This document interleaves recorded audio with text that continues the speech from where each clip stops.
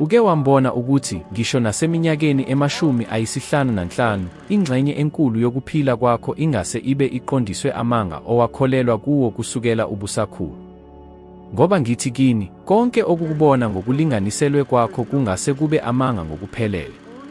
Kuthiwani uma ngikukhombisa ukuthi ngisho naseminyakeni ema-55 ungashintsha impilo yakho ngendlela ehlukile kangangokuba 10 eminyaka kokukholelwa okungalungile kuyalahlekela amandla awo.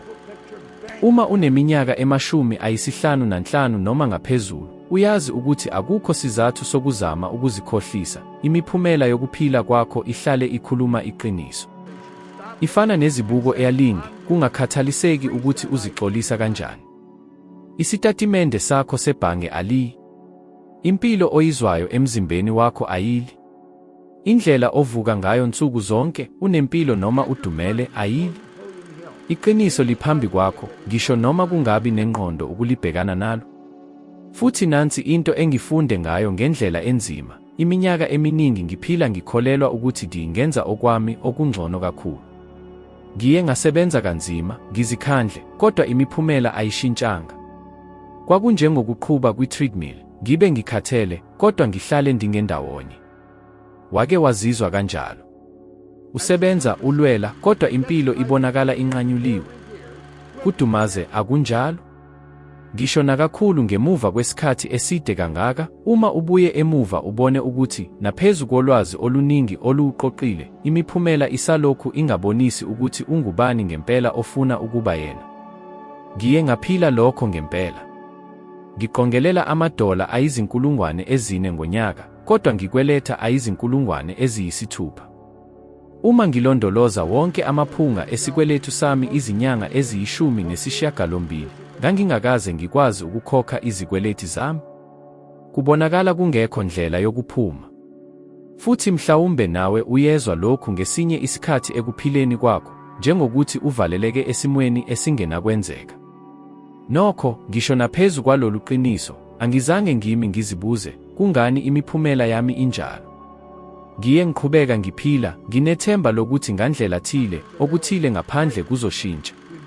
Kodwa imiphumela ayishintshi yodwa. Ibonisa nje ukuthi kwenzekani ngaphakathi kwethu. Kufana nezibuko, uma ufuna ukubona isithombe esisha, akukho sizathu sokuphikisana nezibuko, udinga ukushintsha okulaphambi kwalo. Futhi yilapho ngibona khona okuthile okubalulekile, akukho umehluko uma uneminyaka ema-25, ama-35 noma ama-55, uma ungashintshi uhlelo lokusebenza lwengqondo oluqondisa izinqumo zakho, imiphumela izoba njalo.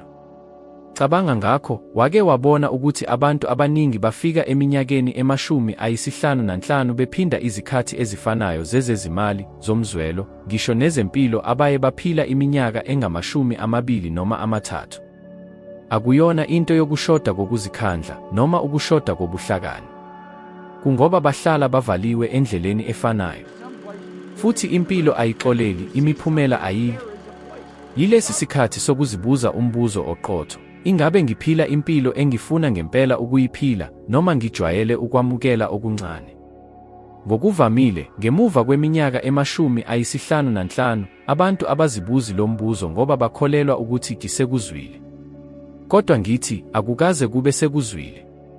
Ngakolunye uhlangothi, yilesi sikhathi sokubuka imiphumela njengezinkomba ezicacile zokuthi okuthile ngaphakathi kwakho futhi kufanele kuhlelwe kabusha.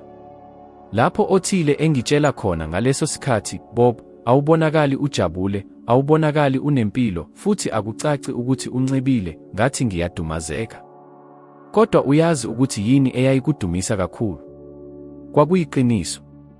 Ngoba imiphumela ihlale ikhuluma iqiniso, ngisho nalapho singafuni ukulizwa.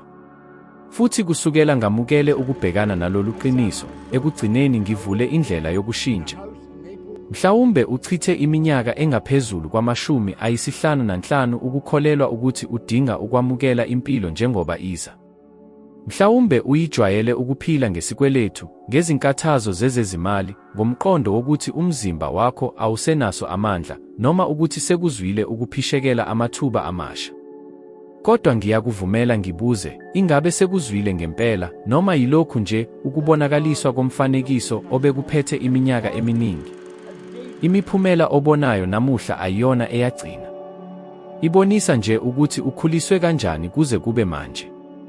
Njengami, ngivaleleke esikweletini, ngingenaso ithemba, futhi nginempilo evaliwe, ungaguqula lo mdlalo. Kodwa isinyathelo sokuqala ukumiswa ukukhohlisa wena bese uvuma ukuthi, yebo, imiphumela yakho yamanje ayikafinyeleli kulokho okuyifanele ngempela.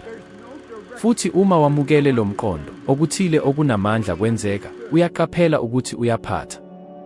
Ngoba uma imiphumela ibonisa lokho okuphakathi kwakho, khona-ke konke okumele ukwenze ukushintsha okuphakathi ukuze okungaphandle kulandele. Lokhu kusho ukuthi ngisho naseminyakeni ema-55 uhlala ngaphansi kwesakhiwo esifanayo, ungaphuka ngokushesha leso sikhathi bese uqala ukudala imiphumela ehlukile ngokuphelele.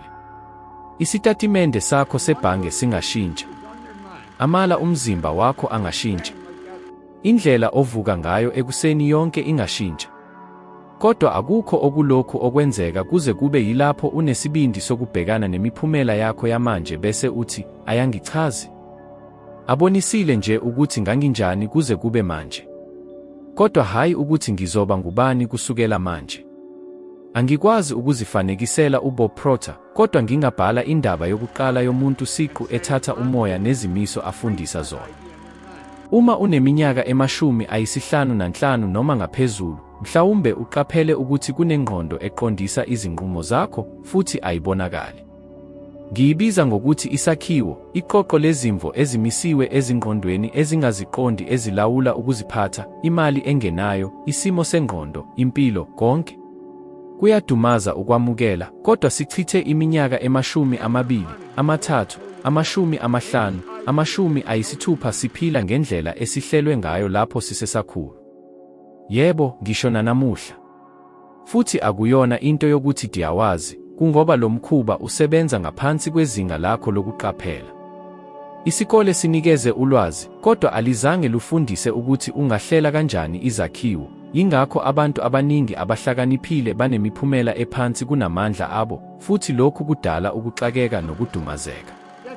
Uyaqaphela yini ukubopha esifubeni sakho lapho ucabanga, ngiyazi kodwa angikwenzi? Yilokho isakhiwo esikhulumayo. Imishini ilula, futhi eminyakeni ema-55 nangaphezulu, uzokuqonda ngokushesha, ingqondo ezaziyo icabanga, ikhetha, yamukela, noma yenqabe ulwazi. Ubona isihloko esithi umnotho uzondile. Ungathi mhlawumbe kubo, hayi kimi, bese uyinqabe. Kodwa abantu abaningi abakwenzi lokho, bashiya imicabango yabo ivaliwe usuku lonke, futhi konke wehla ezingqondweni ezingaziqondi, futhi lezi zingoqo azinayo ikhono lokulahla, yamukela futhi iwenze kube ukuziphatha okuphindaphindayo. Yilapho uhlelo luqina khona, ukuphindaphinda umzwelo. Futhi njengoba izingqondo ezingaziqondi zingakhethi phakathi kokuyiqiniso nekucabanga, izithombe zengqondo zokuntuleka, ukugula, nokwesaba, uma zicindezelwe umzwelo, ziqala ukuqondisa izenzo zakho njengokungathi ziyiqiniso. Izikhathi ezingakanani uke wabona ukuthi, ngokushesha nje lapho ubonile inkinga izalelwa, uqede ukudala umcimbi ofanayo ngokwenza. Lo mkhuba waqala ekuqaleni. Lapho usengumntwana, konke okukuzungezile kwaya ngqo ezingqondweni ezingaziqondi, ngaphandle kwamafutha. Ngaphezu kwezindawo, kukhona uhlelo lokuzala, izimfanelo nezinkolelo ezibukeka njengomndeni, zidluliselwa futhi ziphindaphinda. Isithombe sokuzithemba, umqondo oyinhloko wokuba ngubani nokuthi ngikwazi ukwenzani simiswe lapho, ngisho nangaphambi kokuba wazi ukuthi ungacabanga kanjani. Engeza kulokho indawo lapho abantu behlala bephila ngemali encane, bekhasa izimoto impilo yonke, beqeda imililo yansuku zonke futhi uyalithola, imodeli irekhodwe. Eminyakeni ema-55 nangaphezulu, ungabuka emuva ubone ukuthi izakhiwo ezithile, ukuzuza nokulahlekelwa, ukunakekela wonke umuntu nokukhohlwa ngawe, ukuchitha izimpendulo, ukushiya amaphupho lapho sekukhona isikhathi yimodeli nje esebenzayo. Ekungabikho imigomo ecacile, siyabophelela kakhulu ebuntuneni bansuku zonke kuze kube yilapho siyizigqila zabo. Kuhlungu ukulizwa, kodwa kuchaza amashumi eminyaka wokuphambana. Kukhona enye into iminyaka eyenza ichache, sixuba umsebenzi wengqondo nokucabanga. Ukucabanga kuyikhono elifundiswayo, kodwa cishe akukho muntu olifunde ngendlela ehleliwe. Umphumela: sikhuluma futhi senza ngokuzenzakalelayo. Eminyakeni ema-55 nangaphezulu, lokhu kuhumusha izaga ezilungile. Kuhlale kunjalo, anginawo ikhanda lokwenza lokho, ngimdala kakhulu ukuqala. Misa bese uqaphela, ubungathi izinto ezifanayo uma ucabanga ngempela, ucabanga ngempela. Le nqubo elula neyinamandla yaqinisekiswa udokotela ofunde ngale ndaba futhi waphetha ngokuthi, ikhono lokucabanga alifundiswa ngqo esikoleni, sifunda izingcezu, hhayi isithombe esiphelele. Yingakho abantu abaningi abahlakaniphile bahlala belele ebhalweni elifanayo. Ngifuna uzama okuthile manje. Vala umnyango wokuphazamiseka imizuzu emibili. Phakama. Zibuze imibuzo emithathu eqondile. One, imiphi imibono ngemali nobudala engiyithole futhi ngiye ngayibuyisela ngaphandle kokubuza? Tho, ngiziphi izimo lapho ngithi ngiyazi nokho ngenze okuphambene? 3. Yiluphi ulwazi lwansuku zonke oluvumela izingqondo ezingaziqondi ukulwamukela ngaphandle kokuhlola? Ukuloba izimpendulo nje, uqala ukukhipha uhlelo oluvela olungabonakali bese ululetha ekukhanyeni. Yilapho, eminyakeni ema-55 nangaphezulu, inzuzo yakho ivele khona. Ulwazi lokuqaphela izakhiwo ngokushesha nesibindi sokuthi kuyanele. Ngikutshele icala langempela elingiphawule. Ngemuva kweminyaka eminingi yokufunda, nginqume ukuwela izwe ukuzwa ochwepheshe ekhuluma ngengqondo nezakhiwo.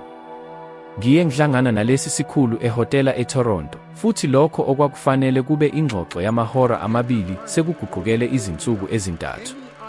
Kwapho lapho ngibona khona, okokuqala, imodeli elula yengqondo, eyaziyo, engaziqondi, nomzimba. Ekugcineni ngiqonde ukuthi kungani abantu abanokwazi okuhle bezuze imiphumela embi, ukuziphatha akuhambisani nalokho esikwaziyo. Kulandela isakhiwo. Lo mqondo wawufanelekile isisindo sayo ngosiliva washintsha inkambo yomsebenzi wami. Wake waba nesikhathi lapho incazelo elula ihlela konke ngaphakathi. Lwaluyimi. Manje, ukuphikisa okuvamile eminyakeni ema-55 nangaphezulu, kuthiwani uma ngingenaso amandla? Kuthiwani uma umndeni wami ungangisekeli? Kuthiwani uma sekuzwile? Qaphela, konke lokhu kuyizicabango engqondweni ezaziyo. Unamandla okulahla, ukushintsha, nokuphinda okusha kuze kube yilapho izingqondo ezingaziqondi zilwamukela. Kanjani? Qala ngokudla kwengqondo okungamaviki ayi-7. Ungabukeli izindaba ezikhulu noma izingxoxo zokuntuleka. Uma othile ekulethela indaba embi, mphikelele ngomusa ushintshe isihloko. 2 ngosuku, funda ngokuzwakalayo imiyalo emithathu ecacile, emisha yendlela yakho yokubona izinto. Isibonelo, ngiphatha imali ngokuthula nangokucacile. Umkimim angihambisana kahle nemikhuba elula eqhubekayo. Ngikhetha ubuhlobo obuphakamisa mina. Khona-ke, vala amehlo akho imizuzwana 120, uziqonde ngokucacile uzenzela lezi zinto namhlanje. Ukukhokha izikweletu ngaphandle kokukhathazeka, ukujabulela ukuhamba imizuzu engama-20, ukusho ukuthi cha ezintweni ezikukhathazayo. Ukuphindaphinda umzwelo isithombe. Khumbula, ukwazi kwakho okungaphansi kwengqondo akukhethi phakathi kwesithombe esicacile neqiniso, futhi kulalela lokho okuhlwanyelayo njalo. Ukuze uguqule okungabonakali kube umkhuba wansuku zonke, sebenzisa le protocol elula izinsuku ezili-114. Ekuseni, bhala izinkolelo zakudala ezintathu ozibonile. Imali incintisana, ngimdala kakhulu, angiliqondi ubuchwepheshe li. Futhi, ngaphansi, izinguqulo zazo ezintsha zesikhathi samanje. Emini, qeqesha ukulahla ukwamukela uma uzwa noma iyiphi indaba esabekayo. Ngokwengqondo uthi, lahla, bese uyibeka ngokushesha ngeqiniso eliwusizo. Isibonelo, ngingafunda isikhilini elisha namuhla. Ngobusuku, bukeza usuku lwakho, ubeke noma nini lapho uzenzile ngokuvumelana nekholo elisha. Ungalwimi ukuphelela, lwima isikhathi esiningi. Uyomangala ngesivinini sokuchingeka uma uqeda ukuqinisa uhlelo lwakudala bese uqala ukondla elisha ngamabomu. Futhi kungani lokhu kusebenza kahle kangaka ngemva kweminyaka 55? Ngoba ukuphelela kunciphise ukukhangela ukufakazela kwakho kwabanye futhi kukhulisa ukulungela kwakho ukubhekana neqiniso. Ubuka amaqiniso okuphila kwakho ngaphandle kokwabuka phezu kwabo bese uthi, kwanele. Ngingakhetha. Uma lokhu kukhetha kuphindaphinda, indlela yokubona izinto ishintsha. Ngokumangalisa, ngaphandle, ukuphila kuqala ukubonakala luhle nje, amathuba acacile, amandla aqinile, ukuphathwa kwemali kangcono. Akuyona inhlanhla, yiprogram efanele isebenza. Uma imiphumela iphindaphinda ngaphakathi, ukushintsha ngaphakathi kuyeka ukuba yinto ehlukumezayo futhi kube yinto ebalulekile. Yebo, ungaqala manje. Inselele yokuzikhethela, izinsuku eziyisikhombisa, susa zonke izindaba ezimbi, i-social media ngaphambi kokulala, nezingxoxo, angingakwazi ukwenza. Kabili ngosuku, funda imiyalo yakho emithathu emisha bese uqonde ngokucacile imizuzwana 120. Beka ekhalendeni lakho ngosuku ngalunye oluphelile. Ekupheleni, qhathanisa ukuqonda kwakho kwengqondo, ikhwalithi yokulala, nezinqumo zezimali ezincane. Uma ubona intuthuko, yandisa enye isikhathi sezinsuku eziyisikhombisa bese ungeza umgomo oqondile, $2 ezigciniwe, ukuhamba izikhathi ezilishumi, izikhombisa cha, ezinikezwe ngokuhlakanipha. Awulwi nobudala, ubhala kabusha uhlelo oluholele 10 eminyaka yokuphila kwakho. Isahluko esilandelayo siphendula umyalo owuphindaphindayo. Kwakukhona isikhathi esibalulekile ekuphileni kwami lapho konke kwashintsha, futhi kwakulula kakhulu kunalokho obungacabanga ngakho. Nganginazikweletu, ngingenawo amathuba, ngisebenza entweni enganelisi, futhi ngizizwa sengathi ikusasa lizobe nje liwukuphindaphinda kwesikhathi samanje. Khona-ke, ngo-1960 othile wanginika incwadi, cabanga futhi ukhuleke. Futhi ngaleso sikhathi ngangikwenza lokho abantu abaningi abakwenzayo. Ngibonga, ngibeka incwadi eceleni, ngiqhubeke ngikhononda ngokuphila. Kodwa ngenxa yesizathu engingakwazi ukusichaza, ngenza isinqumo. Ngicindezela ukufunda le ncwadi nsuku zonke, ngaphandle kokwehluleka. Leyo kwakukwesokuqala ngiqaphela amandla okuguqula kwesinqumo esiqotho. Ngifuna ucabange nami, zingaki izinqumo ozigweme ekuphileni kwakho ngoba ucabanga ukuthi sekwephuzile? Ngonyaka 55 noma ngaphezulu, abaningi bayazitshela ukuthi ukuqala okuthile okusha akuyona into efanele. Kodwa iqiniso liwukuthi, uma usaphila, isinqumo esisodwa singashintsha ngokuphelele indawo oya kuyo. Kungakhathaliseki ukuthi uhlale isikhathi eside kangakanani ngezinkolelo zakudala, ungaphendula umdlalo ngaso leso sikhathi. Isinqumo engangisenze ngaleso sikhathi sibonakala sincane, ukufunda incwadi nsuku zonke. Kodwa kwabangela uchungechunge lokuchingeka oluguqule ngokuphelele isikhathi sami esizayo. Ngaphansi konyaka, ngiyaphuma $4,000 ngonyaka kuya $175,000. Futhi akuyona inhlanhla. Kwakuyisiphumo esiqondile sokukhetha okwaziwayo, kwesibopho esiqinile kimi. Abantu abaningi bakholelwa ukuthi abakwazi ukushintsha ngoba abanalo imfundo efanele, imali yokuqala, noma ukusekela kwabanye. Kodwa uyazi ukuthi yini eyiphulukile ngempela? Isinqumo.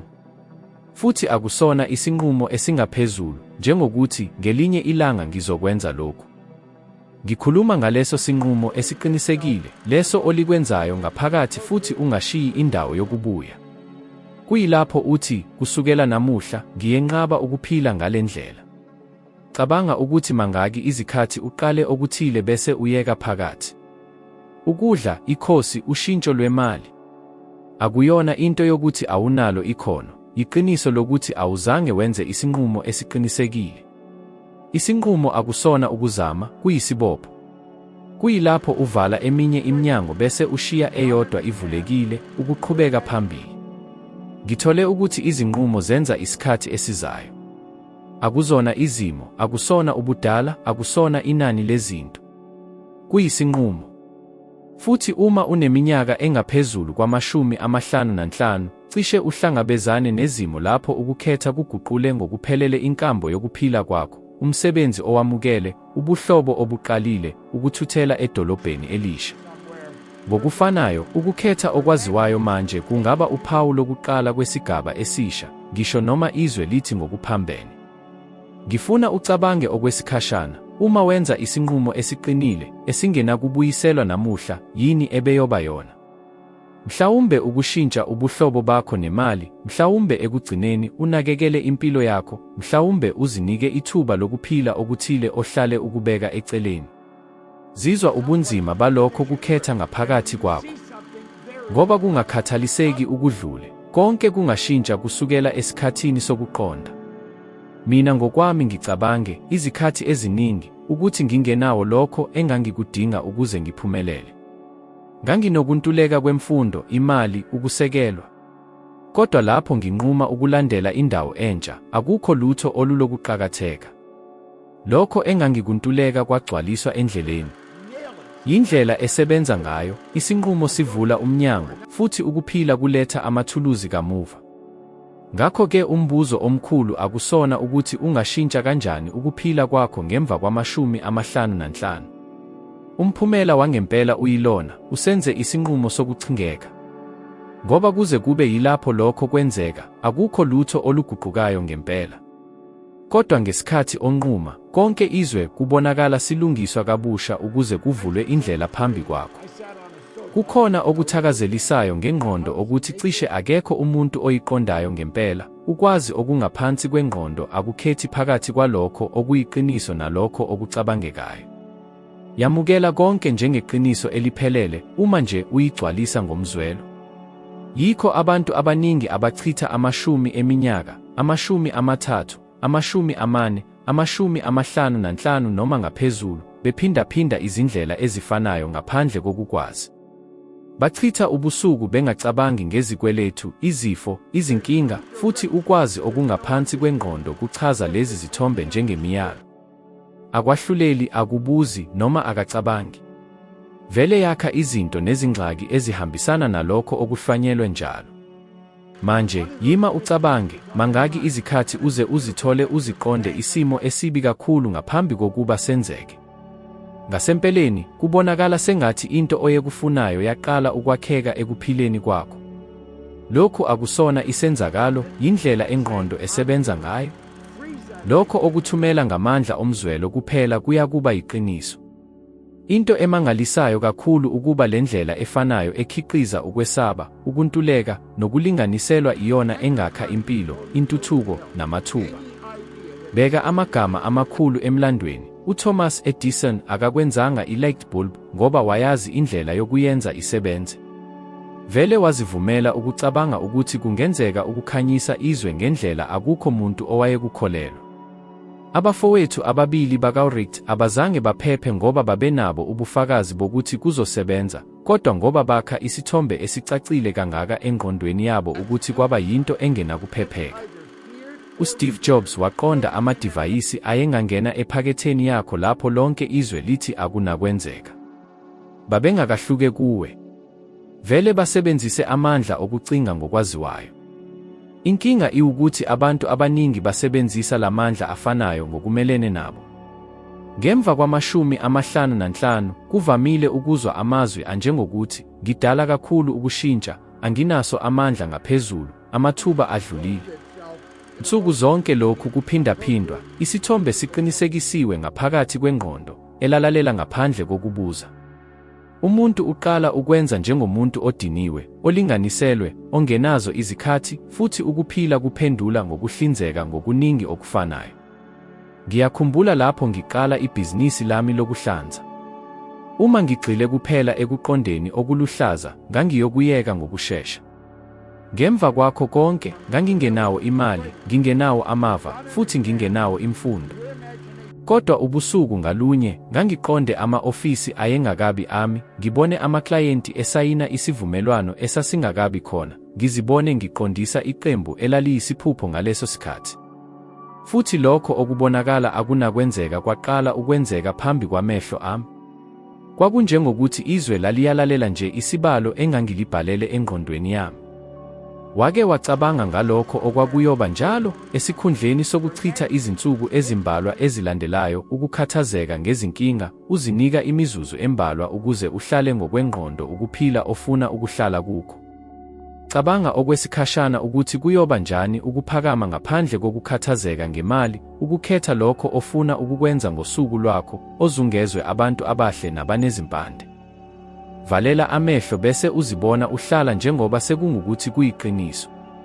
Qaphela imininingwane, izingubo ozigqokayo, indawo okuleyo, ukuhleka ebusweni babantu abakujikelezile. Konke kubonakala kuyiqiniso, ukwazi okungaphansi kwengqondo kuyamukela njengeqiniso. Ngifuna ukunikeza inselele elula, izinsuku eziyisikhombisa ezilandelayo, ngaphambi kokulala, thatha imizuzu emihlanu nje ukudala, engqondweni yakho, isithombe sokuphila ofuna ukuhlala kukho. Akukafuni ubude noma ubunzima. Isikhangiso esicacile kuphela, esihlala siphakathi. Yenza lokhu ngokwemvelo njengomuntu othandazayo uphinda umthandazo ofanayo nsuku zonke. Futhi zizwa umzwelo njengoba sekwenzeka. Ingqondo engaphansi ayikhethi phakathi phupho eliphilayo ngaphakathi nangokoqobo langaphandle. Iyaqala ukusebenza ukuze ihambisane nezimo, amathuba, ngisho nabantu abayokwenza lesi senzakalo sibe khona. Ngemva kweminyaka 505 noma ngaphezulu, unenzuzo enkulu, uqoqe okuhlangenwe nakho okwanele ukuthi wazi ukuthi awusafuni ini. Lokhu kwenza umbono wakho ube namandla kakhulu ngoba ungawuphenda ngemibala ebukhali kakhulu, ngokususelwa ekucacekeni kwalokho okubalulekile ngempela. Futhi uma ukhetha ukuqondisa lelo mandla ukudala izithombe zobuningi, impilo enhle, nenjabulo, uzobona ukuthi akusikho isikhathi sokuba uqale ukuphila impilo ofanele ngempela. Khumbula lokhu, konke okukubhekana nakho namuhla kwakuyithombe engqondweni yakho ngesinye isikhathi. Uma kungenziwanga ngokwazi, kwamukelwe ezingeni, abantu abakuzungezile, izinkolelo oziwuzile. Kodwa, kusukela manje, ungakhetha ukuthi yini ozoyithalela. Futhi, lapho ingqondo yakho engaphansi yamukela lesi sithombe esisha, izwe langaphandle ngeke libe nakhetho ngaphandle kokuzilungisa kulo. Ukuzitshela kuyizwi eliqhelekile ukuthusa abantu, ikakhulukazi ngemva kweminyaka 505. Abanye bacabanga ukuthi ukuzitshela kusho ubunzima, ukuphila oboshwe imithetho, ukushiya injabulo. Kepha iqiniso liyisiphindaphinda, ukuzitshela yilokho okuduliselayo. Kungakho ukwazi ukuziyala futhi ulandele.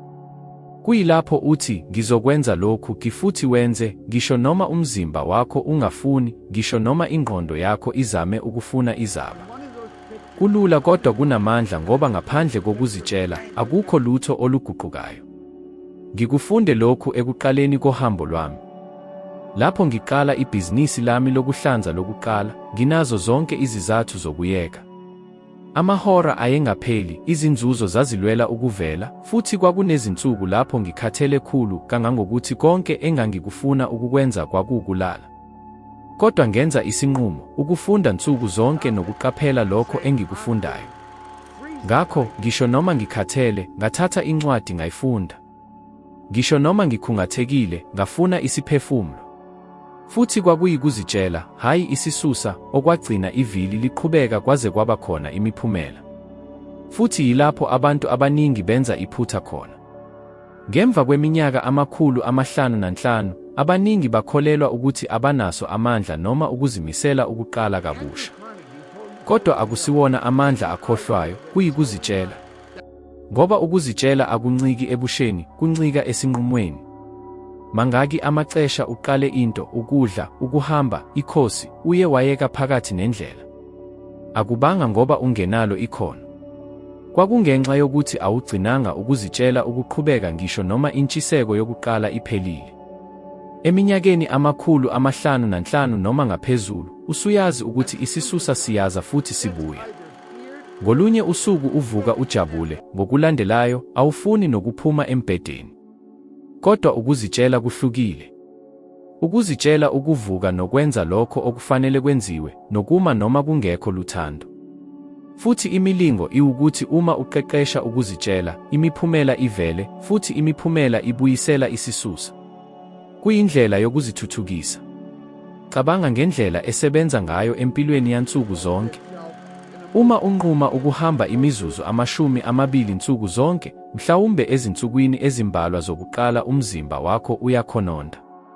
Kodwa uma ugcina ukuzitshela, emavikini ambalwa uzobona ukuthi unamandla amaningi, ukuzimisela okuningi, mhlawumbe nobuhlungu obuncane. Lokho kukushukumisela ukuqhubeka. Manje cabanga ngokusebenzisa le ndlela efanayo yokuzitshela emalini yakho. Uma unquma ukugcina inani elithile ngeviki, ekuqaleni kubonakala kuncane. Kodwa ngokuhamba kwesikhathi, uyaqaphela ukuthi unayo inqobo, ukhuseleko, into ongabe ukazange ukwazi ukuyakha ngaphambili. Lokhu kuguqula indlela obheka ngayo ikusasa.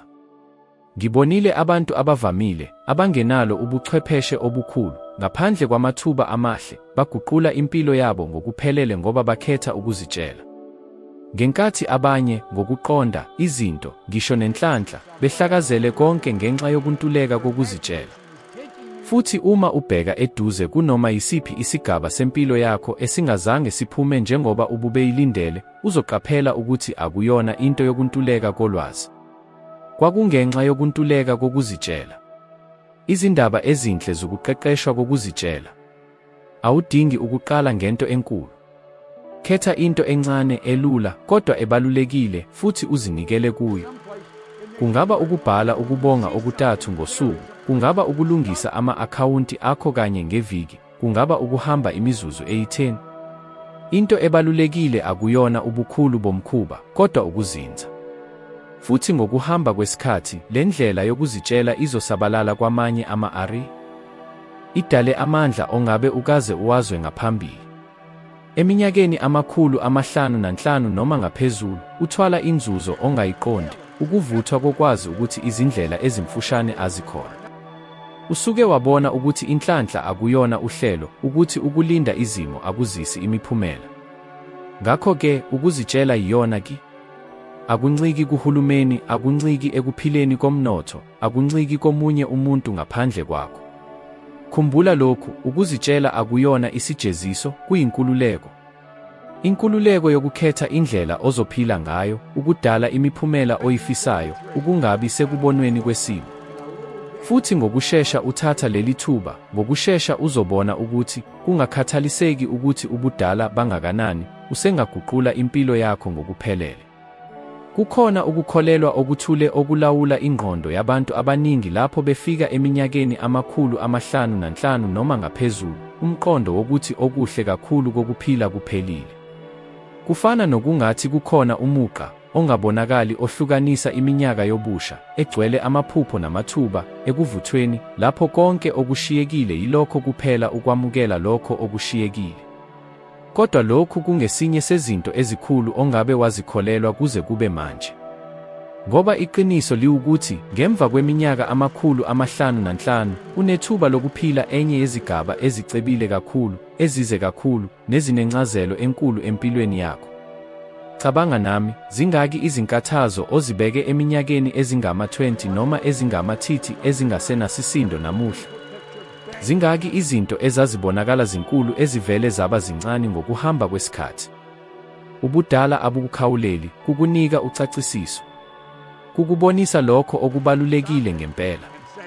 Futhi uma uhlanganisa le ncaciso nesinqumo sokuhlukanisa izinto zakho, uzothola ukuthi ungakha isahluko esisha esihlangothwe kakhulu nesisinamandla kunanoma yisiphi esinye osilile.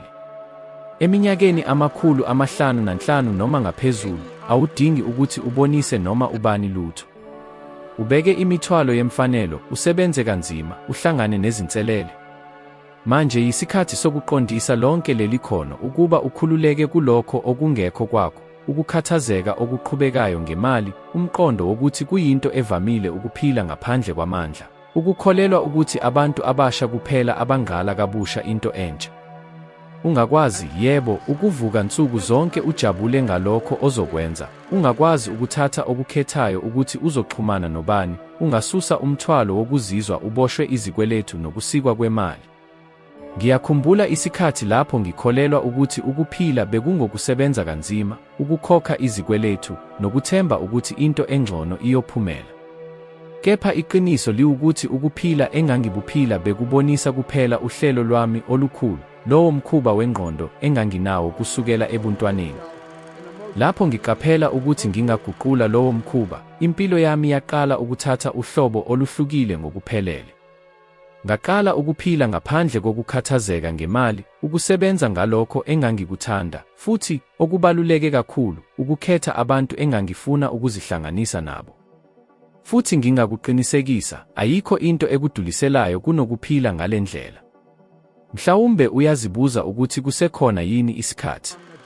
Kepha ngitshele, isikhathi siyeke nini ukuba sekutholakaleni kwakho?